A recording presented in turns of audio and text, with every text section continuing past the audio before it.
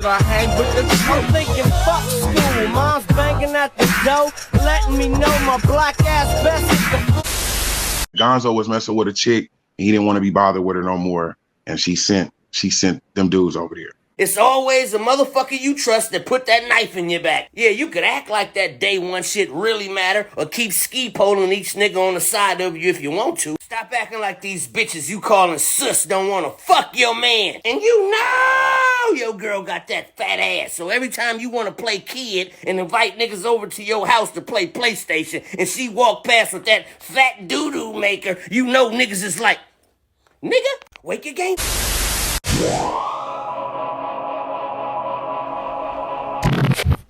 Ronald Gonzoe Moore was born on February the 4th, 1979, in Los Angeles, California. He joined the rap trio Caution in the early 90s with his friends Sil and Kato. Discovered by Ice Cube, they signed to Lynch Mob Records, releasing their debut single, What You Wanna Do, on June 20th, 1995, followed by the LP South Central Los Scandalous on October the 10th. Reaching number 37 on the Billboard Top R&B and Hip Hop albums and number 23 on the Billboard Top Heat Seekers.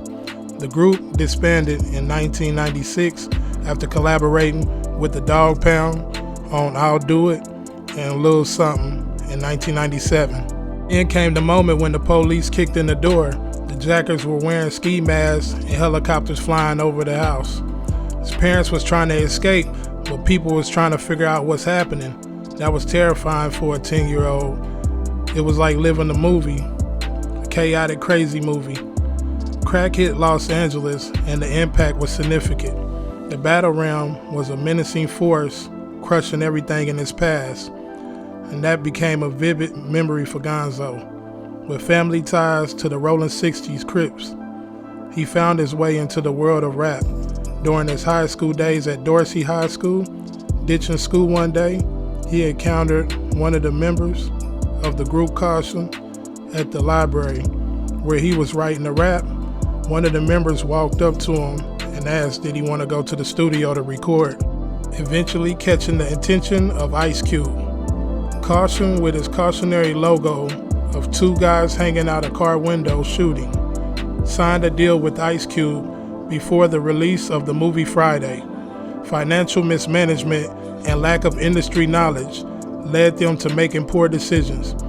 They also tried to get signed to Death Row Records, managed by Suge Knight's ex-wife, Sharitha Knight. Tupac gave Gonzoe the nickname Young Ritzy Outlaw. In 1997, Gonzoe joined the regime with his friend Yukmouth. He made significant contribution to renowned albums like Corrupt's Corruption and Yukmouth's Gonzilla. His debut LP, If I Live and Nothing Happens, released on July 28, 1998, featured the single Got It Made. He was introduced as the newest member of the Outlaws on the LP Intro, a group formed by Tupac. Gonzoe engaged in collaborations with a lot of artists, including but not limited to Sibo, Yukmouth, Tech 9, The Dogg Pound, AP9, AWACS, and the legendary Tupac Shakur. The extensive list stands as a statement to Gonzoe's versatility and his ability to weave his musical talents. Gonzoe's connection with Tupac began through Corrupt from the Dogg Pound. They ended up going on tour with Tupac and doing songs like Dump or Die and This Life I Lead marked Gonzoe's collaboration with Tupac. Life took him to DC, where hustling and health problems became a part of his journey. Then came the offer to fight Bosco, orchestrated by Rick Ross' associate, Slab.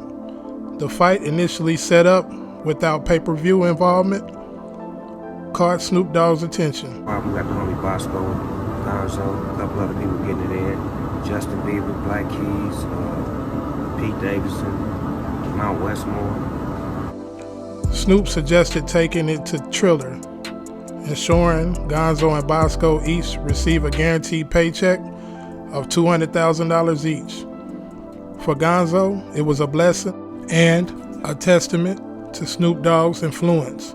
The fight became the platform for a bigger cause.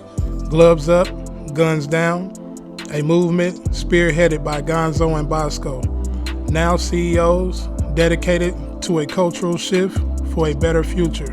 You know how when you don't know somebody and it's easy to pass judgment, but I ain't gonna lie, blood, since that fight, like even before the fight, like I ain't gonna lie, even before the fight, we was talking and communicating a lot, but after the fight, you could tell that nigga genuinely had a different respect for me, blood. Like, you know how, like, you know what I mean? Like, some people, you know, it's fake love with some people, but like, I could genuinely tell that this nigga genuinely really wanted to be my friend. Like, blood wanted, like, he really, like, had a respect. Like, that nigga liked it. He wanted to be my friend. Like, nigga, we was friends. Like, you know what I mean? It really wasn't, he didn't have no malice in his heart for me. Like, that's what I'm saying. Like his heart, like his intentions wasn't really malice. He just wanted to be my friend that bad. Like, he really wanted to fuck with me, blood. And I peeped that, blood. I peeped that. Regrettably, Ronald Gonzoe Moore met a tragic end when he was fatally shot on July 30th near a West Seattle gas station. Telling y'all the whole story, like, so, like, the part of the story I didn't tell was, like, it was a female that went and met him at a bar before he went to the bowling alley to get the chicken, and she told the nigga that I'm hearing the story from, she told him the story. So I'm like, if you know the story so well, this just me in the way my mind works. I'm like, bitch, if you know the story so well, fuck was you at, blood? So then it got me thinking, like, blood, what was the altercation over? Like, you said he got into an altercation. What was the altercation over? Was the altercation over the bitch? Like, or like, you know what I mean? Like, was the altercation, was it a rat bitch that blood was fucking too? Blood was getting that head too, and that head was fire, and he just, like, you know what I mean? He couldn't take her being in here with you. Or was it that you set him up, bitch? Was he just like, you know what I mean? You know, nigga got a little money. You know, we just had that fight. So blood working with a little dollars right now. Like, you know what I mean? I know he working with a little dollars right now because I'm working with a little dollars right now, blood. And you got paid the same thing I got paid. The 45-year-old musician, known as Gonzoe, succumbed to his injuries sustained during the incident. Close associates verified the unfortunate news. Tell him that he was going to a studio session. Right? Well, what I heard was, and this is from his cousin Lonnie, who Gonzoe speaks to every single day. The word is that Gonzoe was messing with a fatal attraction broad that he didn't want to be bothered with anymore. Like, kind of like, you know what I'm saying? And she sent that. Lonnie said that the police had questioned old girl and was like, why didn't you contact us the night of the shooting? She contacted them the next morning. You know what I'm saying? And got defensive about it. So when somebody asks you about something and you don't have anything to do with it, why would you be defensive? You feel what I'm saying? You would be in compliance, trying to help, you know what I'm saying, to figure out what's going on. But that's the word I just got, that Gonzoe was messing with a chick and he didn't want to be bothered with her no more. And she sent them dudes over there. And that's what went on. Now make sure you turn it down when I talk so it won't mess up. All right. Now, last night we spoke, you called the show. Right. Now it went from a fatal attraction broad. No, the girl is he's pimping. No, he was pimping. You know, like a fatal attraction broad. It went from him pimping, he went from pimping bitches. Was he pimping out that girl? Because that's where I'm headed. That's what I'm headed to. He was, you know, when you're pimping, you messing with a gang of broads. You know what I'm saying? Somebody's not gonna be in compliance. Somebody gonna get upset about something. He was trying to shake the broad. He was pimping. He was trying to shake the broad, and she was a fatal attraction. You know what I'm saying? He dissed her, and he didn't want to be bothered with her, and she sent them dudes. That's the word that I got. And this is from his cousin Lonnie. I was trying to get him on the show, but I don't know what it is with everybody don't want to be on the show. But not talking about your show. Just don't want to be on camera talking about it right now, period, because they still hurt. But these are reliable sources. It ain't like a third party or fourth party or anything like this. This is the word that I got, that Gonzoe was out there. He had a house out there in Seattle. He had businesses out there. He was getting it in, and at the same time, his money was up. He was messing with this broad and a couple of broads, pimping, doing this thing, and one of them got out of control. Fatal attraction, couldn't take it. You know what I'm saying? When you really know Gonzoe, he got a mouth on him, and his personality is large. You feel me? Back in the day, we had a clique that we came with. We were gonna get tattooed on our hands called Sina. S-I-N-A, and the letters stand for success is nothing alone. You feel me? So Gonzoe was a person, man, like his personality was all over the place. Everybody, if you notice, everybody that dealt with Gonzoe fell out with Gonzoe, but then patched it up and made amends. He was like that. Like, I tell some real stories of Gonzoe. Me and Gonzoe fell out over my chick. You know what I'm saying? Back in the days in Atlanta. And all that type of things. He used to fall out over girls and all that type of shit. You know what I mean? But that's the word that I got today, that it was a fatal attraction. Somebody he tried to shake. He didn't want to be bothered with her no more. He dissed her, and then she sent that. That's what I got. That's the word I got. So so did he actually have a problem? Did the person who she sent to basically, you know, do him in or whatever, did he bump into Gonzoe at the bowling alley? Did it right? It was like a situation to where he was at the same place at the same time, because she supposedly have allegedly called and sent that, and they was up there. They got into it. Then the word I got was they shot him, and then they pulled his backpack.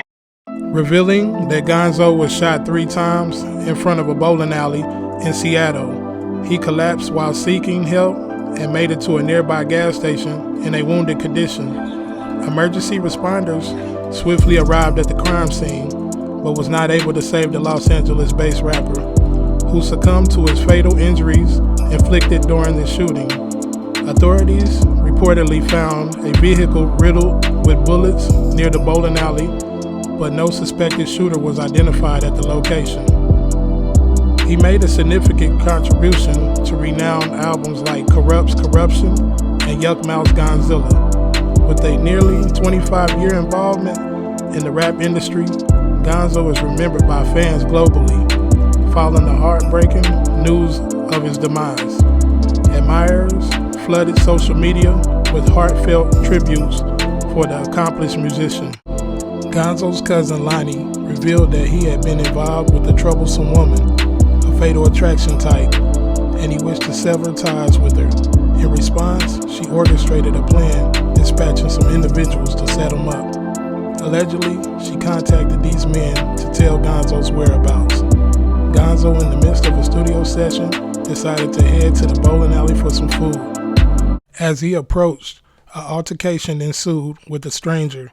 The disagreement escalated, reaching a boiling point, with the stranger brandishing a gun, firing 3 shots into Gonzoe's chest. To add insult to injury, the assailant snatched Gonzoe's backpack, containing a portion of his hard-earned money.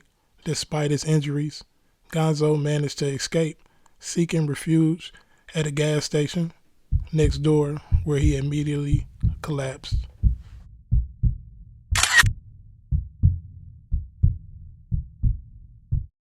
You know why we got the draw today? That was God. God made it possible, bro. Ain't no winners, ain't no losers, bro. It's a family. You know what I mean? Like, God gotta answer everybody's prayers. Period, man. Wow, that's big. But look, me and Sko having some champagne together, nigga. How about that? You know? 2 players, you know, having some champagne together, man. This real LA shit right here, my nigga. South Central and Inglewood, nigga. What, nigga?